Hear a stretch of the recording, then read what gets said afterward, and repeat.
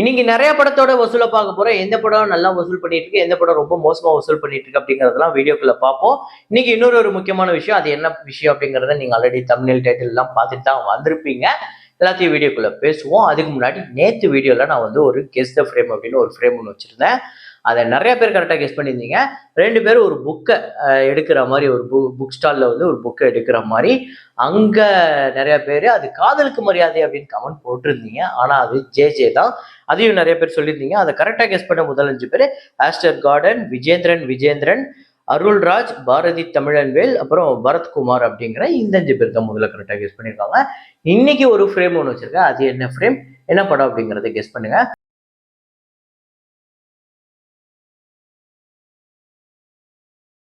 கூலி திரைப்படம் முதல் 1000 கோடியா இருக்குமா இருக்காதா, தமிழ் சினிமாவோட முதல் 1000 கோடி அப்படின்னு சொல்ற அளவுக்கு நிறைய டிபேட் போய்கிட்டு இருக்கு. ஸோ ஒரு படம் 1000 கோடி வசூல் பண்ணணும் அப்படின்னா அதுக்கு நிறைய ஃபேக்டர்ஸ் இருக்கு. அது என்னென்ன இருக்கணும், என்னென்ன இருந்தா 1000 கோடிக்கு பாசிபிலிட்டிஸ் இருக்கு அப்படிங்கிறத நம்ம பேசுவோம்.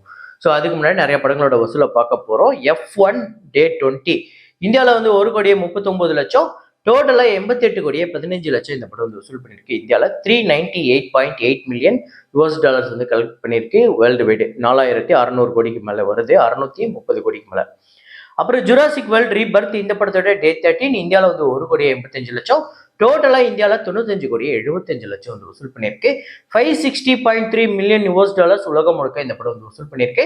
4820 கோடி கிட்ட வசூல்ல நல்லா சூப்பரா கலெக்ட் பண்ணிட்டு இருக்கு. சூப்பர்மேன் திரைப்படத்தோட Day 6 இந்தியாவில் 2 கோடியே 55 லட்சம், டோட்டலா இந்தியாவில் மட்டுமே 41 கோடியே 4 லட்சம், 250 மில்லியன் யூஎஸ் டாலர்ஸ் கலெக்ட் பண்ணியிருக்கு. இந்த படம் வெறும் 6 நாள்ல 2150 கோடி கிட்ட கலெக்ட் பண்ணியிருக்கு இந்தியன் கரன்சிக்கு.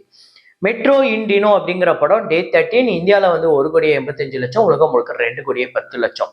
ஸோ டோட்டலா 50 கோடியை கடந்திருக்கு. இந்தியாவில் 50 கோடியே 58 லட்சம், 56 கோடியே 40 லட்சம் உலகம் முழுக்க வசூல் பண்ணிருக்கு. 85 கோடி பட்ஜெட் அந்த வெற்றியை நோக்கி போய்கிட்டு இருக்கு. பாப்போம் அது பக்கத்துல இந்த படம் பிரேக் இவன் பண்ணி வசூல் ரீதியா வெற்றி படமா அமைதான்னு. சித்தாரே ஜமீன் பர் இந்த படத்தோட 27வது நாள் வசூல் இந்தியாவில் 59 லட்சம், உலகம் முழுக்க 63 லட்சம். டோட்டலா 195 கோடியே 19 லட்சம் இந்தியாலையும், உலகம் முழுக்க 252 கோடியே 53 லட்சம். அப்புறம் மாலிக் திரைப்படத்தோட Day 6 இந்தியாவில் 2 கோடி, உலகம் முழுக்க 2 கோடியே 25 லட்சம், டோட்டலா 22 கோடியே 87 லட்சம் இந்தியாலையும், 24 கோடியே 29 லட்சம் உலகம் முழுக்க வசூல் பண்ணியிருக்கு. குபேரா திரைப்படத்தோட 27வது நாள் வசூல் ஆந்திரா தெலுங்கானால 44 லட்சம், உலகம் முழுக்க 51 லட்சம்.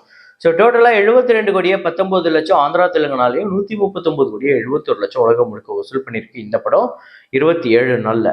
மார்கன் திரைப்படத்தோட 20வது நாள் வசூல் தமிழ்நாட்டில் 6 லட்சம், உலகம் முழுக்க 16 லட்சம், டோட்டலா 8 கோடியே 50 லட்சம் தமிழ்நாட்டிலையும், 13 கோடியே 33 லட்சம் உலகம் முழுக்க இந்த படம் வசூல் பண்ணியிருக்கு. வசூல் ரீதியா வெற்றி படம். ஃபீனிக்ஸ் திரைப்படத்தோட Day 13 தமிழ்நாட்டில் 14 லட்சம், உலகம் முழுக்க 15 லட்சம், 3 கோடியே 29 லட்சம் தமிழ்நாட்டிலையும், 4 கோடியே 14 லட்சம் ஆல்ரெடி வசூல் ரீதியா இந்த படமுமே அதாவது தேட்டரிகளா ஹிட்டு. ஏன்னா 2 கோடிக்கு தான் தேட்டரிகள் ரைட்ஸ் போச்சு, நல்ல ப்ராஃபிட் எடுத்துருச்சு. அப்புறம் ஓஹோ எந்தன் பேபி இந்த படத்தோட Day 6 தமிழ்நாட்டில் 8 லட்சம், உலகம் முழுக்க 9 லட்சம், 76 லட்சம் தமிழ்நாட்டிலேயே, 84 லட்சம் உலகம் முழுக்க வசூல் பண்ணிருக்கு. 4 கோடி பட்ஜெட், 1 கோடி தேட்டரிகள் ரைட்ஸ் போயிருக்கு. அப்புறம் தேசிங்க ராஜா 2 இந்த படத்தோட Day 6 தமிழ்நாட்டில் 44 லட்சம், உலகம் முழுக்க 47 லட்சம், டோட்டலா 2 கோடியே 5 லட்சம் தமிழ்நாட்டிலும், 2 கோடியே 25 லட்சம் உலகம் முழுக்க வசூல் பண்ணிருக்கு. 7 கோடி பட்ஜெட். பறந்து போ திரைப்படத்தோட Day 13 தமிழ்நாட்டில் 16 லட்சம், உலகம் முழுக்க 18 லட்சம், 6 கோடியே 64 லட்சம் தமிழ்நாட்டிலையும், 7 கோடியே 29 லட்சம் உலகம் முழுக்க வசூல் பண்ணியிருக்கு. 3 BHK இந்த படத்தோட Day 13 தமிழ்நாட்டில் 25 லட்சம், உலகம் முழுக்க 32 லட்சம், டோட்டலா 9 கோடியே 92 லட்சம் தமிழ்நாட்டிலையும், 14 கோடியே 78 லட்சம் உலகம் முழுக்க வசூல் பண்ணியிருக்கு. இந்த 3 BHK, பறந்து போ, ஃபீனிக்ஸ், மார்கன் எல்லா படமே வசூல் ரீதியா தேட்டரிக்கலா ஹிட்டு. அடுத்ததா கூலி திரைப்படம் 1000 கோடி வசூல் பண்ணுமா இல்லையா அப்படிங்கிறத தாண்டி ஒரு படம் 1000 கோடி வசூல் பண்ணணும் அப்படின்னா அதுக்கு நிறைய ஃபேக்டர்ஸ் இருக்கு. ஸோ அதுல முக்கியமான முதல் ஃபேக்டர்ஸ் ஸ்டார் கேஸ்டிங். ஸோ அந்த படத்துல கண்டிப்பா இன்னைக்கு இருக்கிற காலத்துக்கு ஒரு பேன் இந்தியா அப்பீல் இருக்கணும். பேன் இந்தியா அப்பீல்னா கண்டிப்பா இப்ப கூலியில அந்த அப்பீல் இருக்கு. என்னன்னா அமீர் கான் இருக்காரு, நாகார்ஜுனா இருக்காரு, உபேந்திரா இருக்காரு, ஷௌபின் ஷபீர் இருக்காரு, முக்கியமா நம்ம சூப்பர் ஸ்டார் இருக்காரு. ஸோ இவங்க எல்லாரும் சேரும் போது இந்த படத்துக்கு ஒரு மிகப்பெரிய வேல்யூ வருது. ஸோ அப்படிங்கும் போது இது முதல் அப்ரோச் இந்த 1000 கோடி வசூலுக்கு. அதாவது இது 1000 கோடி அப்படிங்கிறது நம்ம ஒரு இதுவா வச்சிருக்கோம், ஒரு பெஞ்ச் மார்க்கா வச்சிருக்கோம், அவ்வளவுதான். ஏன்னா இது வரையும் தமிழ் சினிமா அந்த 1000 கோடி பண்ணல அப்படிங்கிறதுக்காக. ரெண்டாவது, இந்த படம் கண்டிப்பா யூனிவர்சல் கான்செப்டா இருக்கணும் எல்லாருக்கும். அதாவது உலகம் முழுக்க எல்லாரும் பார்க்கும்போது அவங்களுக்கு இது ஏத்த மாதிரி ஒரு கதையா இருக்கணும். இப்போ நம்மளோட இங்க இருக்கக்கூடிய ஒரு கதைய எடுத்து, இங்க நம்ம மண் சார்ந்த ஒரு கதைய எடுத்தா, இங்க தமிழ் மக்கள் எல்லாரும் அத கொண்டாடுவாங்க. அதே கதைய கொஞ்சம் யூனிவர்சல் கான்செப்ட்டா மாத்தணும். அத வேற எல்லாராலயும் கனெக்ட் பண்ணிக்கக்கூடிய அளவுக்கு அந்த கதைய மாத்தணும். அது ஒரு முக்கியமான ஒரு பாயிண்ட். இதுல ரொம்ப முக்கியமான ஒரு விஷயமே என்ன அப்படின்னா, 1000 கோடி வசூல் பண்ணணும்னா வெறும் ரசிகர்கள மட்டுமே வச்சு அது சாத்தியமே கிடையாது. நீங்க ஓவராலா எல்லா ஆடியன்ஸையும் கவர் பண்ணணும். முக்கியமா ஃபேமிலி ஆடியன்ஸ கவர் பண்ணணும். ஒரு படம் எப்ப ஃபேமிலி ஆடியன்ஸ் இறங்கி வந்து அந்த படத்தை ரிப்பீட் வாட்ச் பாக்குறாங்களோ அப்பதான் அந்த படத்துக்கு பெரிய அளவுல வசூலை வாரி குவிக்க முடியும். பெரிய அளவுல பிளாக் பஸ்டர் இண்டஸ்ட்ரீட்லாம் ஆகும். இதுக்கு முன்னாடி இண்டஸ்ட்ரீட்டான எல்லா படங்களும் அப்படிதான். வெறும் ரசிகர்கள் பட்டாளம் மட்டுமே பத்தாது. அது எவ்வளவு பெரிய ரசிகர்கள் பட்டாளம் இருந்தாலுமே. ஸோ அதுக்கு முக்கியமான விஷயம் யூ அண்ட் யூஏ அப்படிங்கிற இந்த 2 சர்டிபிகேட் வேணும். ஏ சர்டிபிகேட் மட்டும் வந்துடுச்சுன்னு வைங்களேன், அந்த படத்துக்கு கண்டிப்பா ஃபேமிலி ஆடியன்ஸ் வரமாட்டாங்க. வரணும்னு நினைச்சா கூட குழந்தைங்களை உள்ள அலோவ் பண்ண மாட்டாங்க. ஸோ அது ஒரு ரொம்ப பிரச்சனையா இருக்கும் ஏ சர்டிபிகேட் வந்துருச்சு அப்படின்னா. அடுத்ததா சோலோ ரிலீஸ்.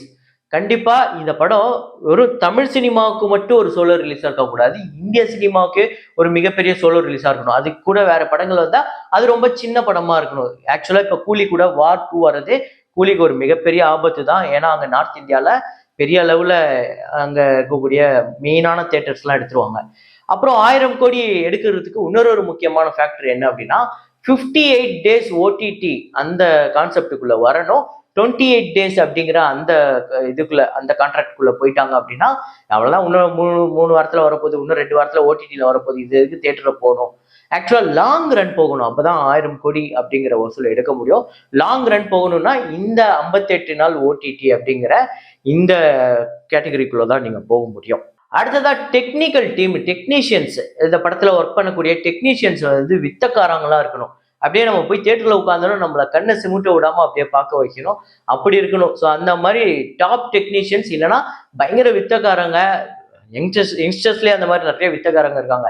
அந்த மாதிரி ஆட்களை கூட்டு வந்து வேற லெவல்ல அப்படியே நம்மள மெய் சிலுக்க வைக்கணும். அந்த மாதிரி இருக்கணும். அப்புறம் பெரிய பட்ஜெட் போடுறாங்க அப்படின்னா அது வெறும் நடிகர்களுக்கும் டெக்னீஷியன்ஸ்க்கு மட்டும் போகாம திரையில நம்மளுக்கு படத்துல இருக்கணும் அந்த பட்ஜெட். முக்கியமா அது இந்த 1000 கோடி வசூலுக்கு ஒரு மிகப்பெரிய அப்ரோச்.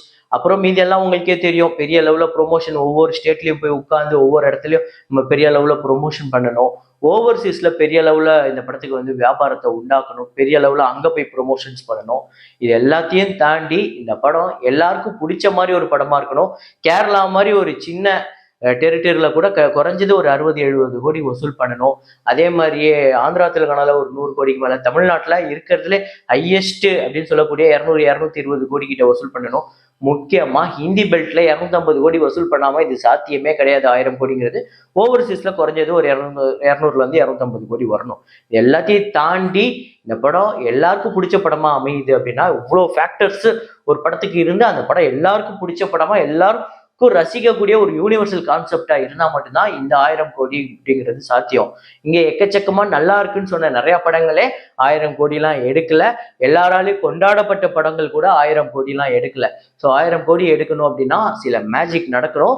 ஸோ அது எந்த தமிழ் படத்துக்கு நடக்கும் போது அது முதல் படம் கூலி படமா அப்படிங்கிறத நீங்களே கமெண்ட்ல போடுங்க.